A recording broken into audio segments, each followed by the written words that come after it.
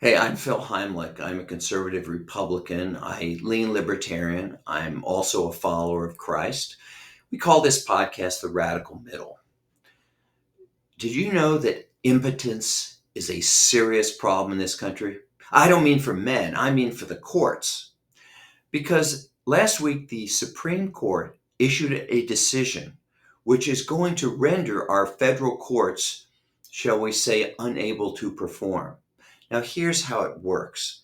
Let's just say, hypothetical, that the Trump administration was deporting thousands of migrants without giving them a hearing, without giving them due process as the Constitution requires. In that case, one of those migrants could file a lawsuit in federal court, and the federal judge could issue an injunction that impacts the whole country. So, in other words, the administration has to stop this practice unless they appeal it and win at a higher court. But the Supreme Court's decision last week said that from now on, if one of those migrants files a lawsuit and gets an injunction, the injunction only applies to that one migrant. So the administration can continue to deport thousands of other migrants that didn't have the wherewithal to file a suit.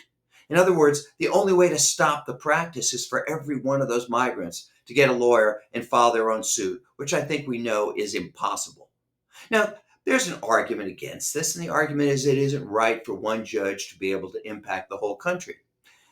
And it is true that there are some parties that have done judge shopping, meaning they go to a federal district where there's only one judge, so they know the type of judge they're getting. And some would say it isn't fair for that one judge to be able to impact the whole country.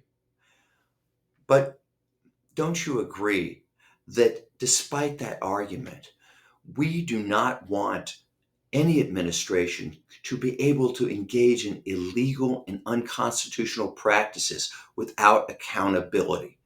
It's kind of like we need some kind of legal mechanism that operates as Viagra for the courts.